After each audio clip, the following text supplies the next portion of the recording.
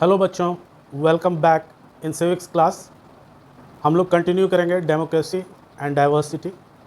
आज पार्ट 4 हम लोग पढ़ने वाले हैं और इसमें हम लोग पढ़ेंगे डिटर्मिनेंट्स के बारे में। तो शुरू करते हैं इसको। Factor deciding the outcomes of politics of social division.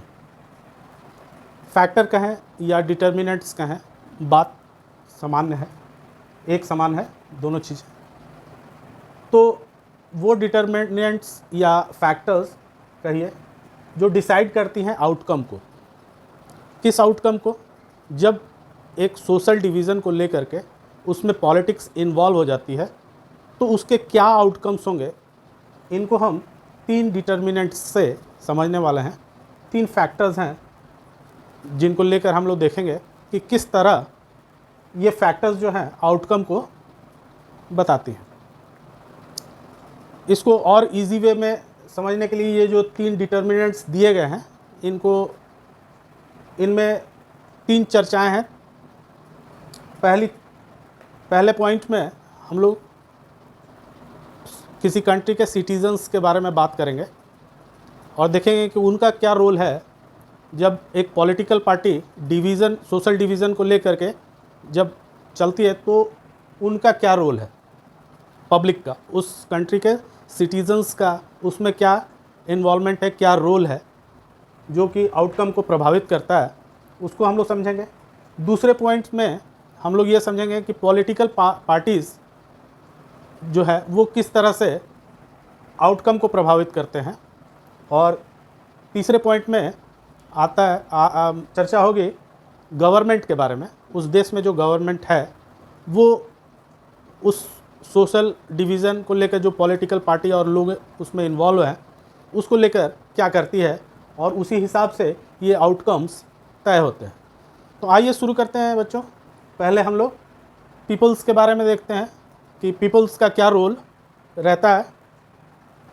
The outcome depends on how people perceive their identities.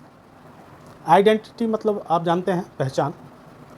तो जब सोशल डिवीज़न्स को लेकर के पॉलिटिकल पार्टीज़ पॉलिटिक्स शुरू करती हैं तो ये बहुत इम्पॉर्टेंट हो जाता है कि लोग जो है वो अपनी आइडेंटिटी को कैसे देखते हैं, कैसे समझते हैं।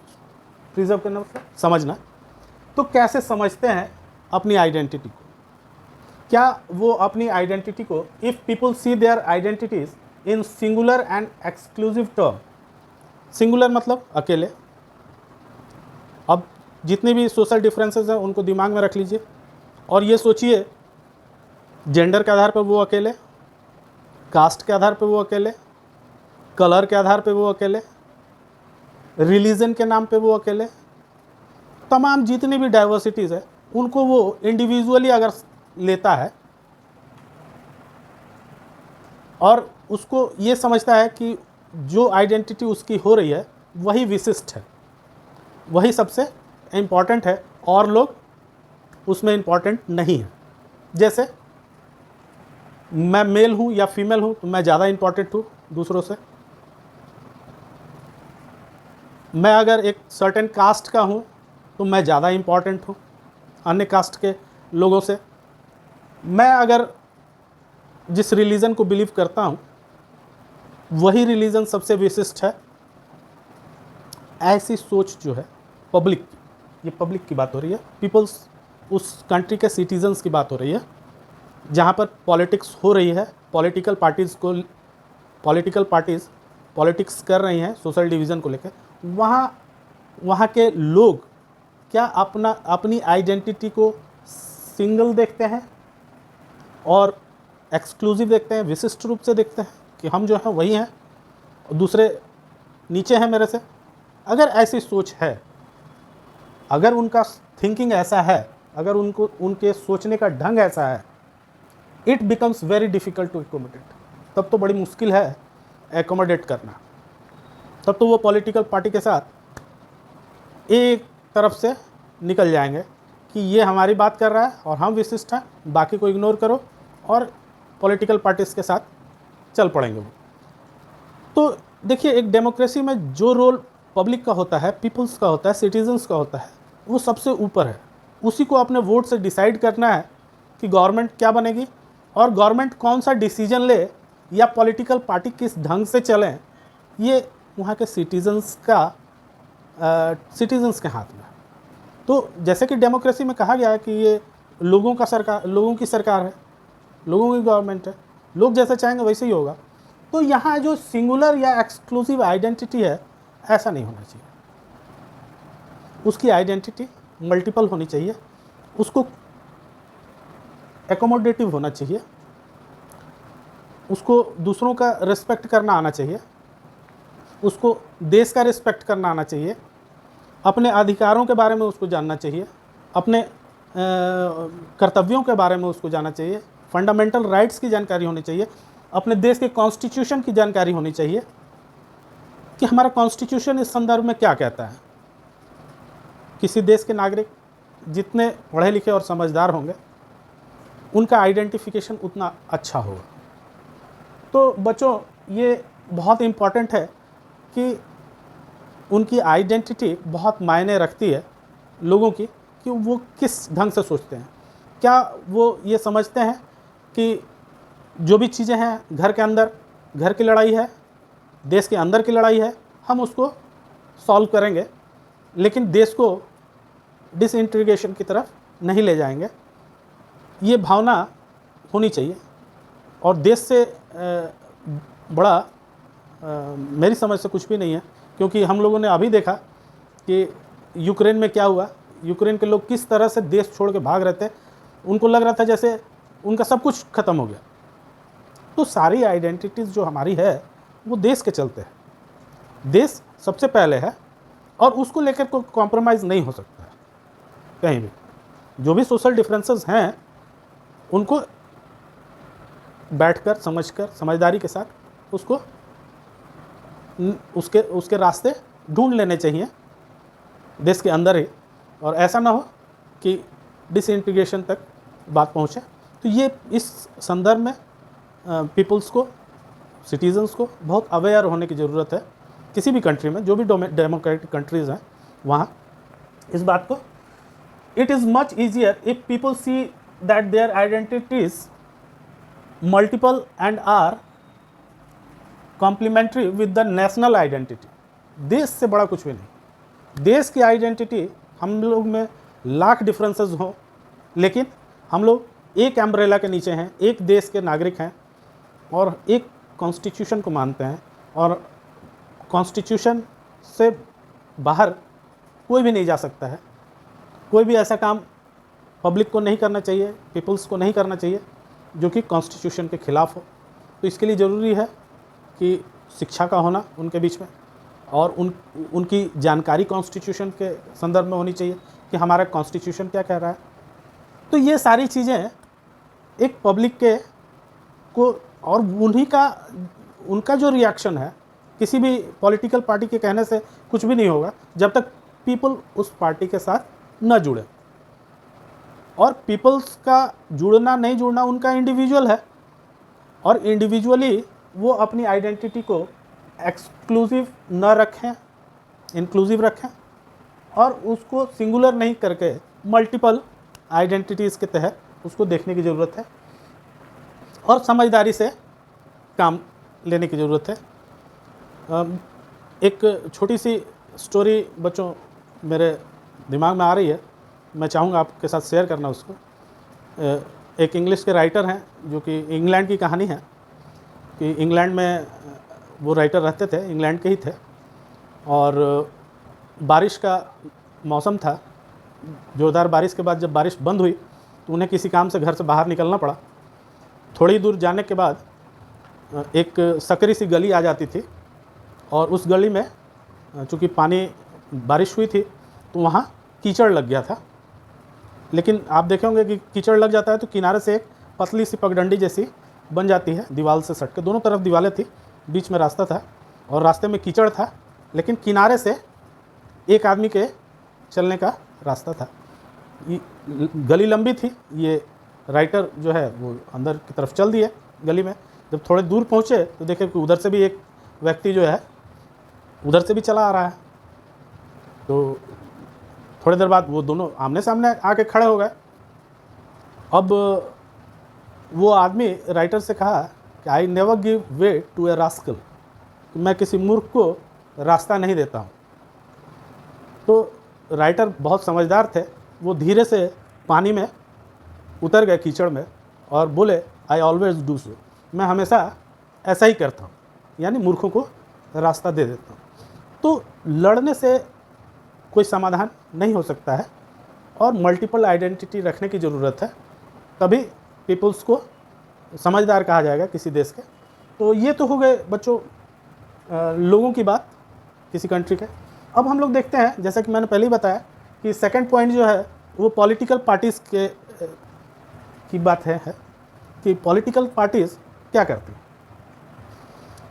लोगों के पास मेरा मानना है कि उतनी जानकारी कॉन्स्टिट्यूशन और इन सब बातों की नहीं होती है सबको, लेकिन पॉलिटिकल पार्टीज़ और पॉलिटिकल लीडर्स जो होते हैं उन्हें कॉन्स्टिट्यूशन की अच्छी जानकारी होती है, इसलिए उनके ऊपर ये जिम्मेवारी बढ़ जाती है उनकी कि एक पॉजिटिव आउटकम आए, जो भी वो सोशल डिफरेंस को एराइज कर रहे हैं उससे सोसाइटी को एक अच्छा कंक्लूजन मिले, एक अच्छे पॉइंट पे वो एंड हो।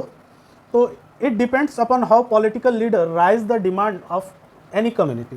किसी भी कम्युनिटी का किसी भी सोशल डिफरेंस को अगर पॉलिटिकल पार्टी उठा रही है, it is accommodate demands that are within the constitutional framework। तो वो जो मुद्दा है, वो जो पॉइंट है जिसको पॉलिटिकल पार्टी अपना इशू बना रही हैं, वो ऐसा होना चाहिए जो कि हमारे कॉन्स्टिट्यूशनल फ्रेमवर्क के अंदर आ रहा है। अगर हमारा कॉन्स्टिट्यूशन उसकी इजाज़त नहीं देता है, ऐसे मैटर्स उठाए जा रहे हैं जो जिनकी इजाज़त कॉन्स्टिट्यूशन में नहीं है, तो फिर वो पॉलिटिकल पार्टीज़ की फेलियर समझी जाएगी और उनकी नासमझी समझी जाएगी कि वो हर कुछ जानते हुए भी इस तरह के मुद्दों को उठा रहे हैं जो कॉन्स्टिट्यूशन में के फ्रेमवर्क से बाहर है। तो फिर वो एक गलत चीज़ होता है। And are not at the cost of another community, कि ऐसा नहीं होना चाहिए कि वो अदर कम्युनिटीज़ को हर्ट करे, है ना। मुद्दे ऐसे होना चाहिए जो कॉन्स्टिट्यूशनल फ्रेमवर्क, हमारा कॉन्स्टिट्यूशन उसकी इजाज़त देता।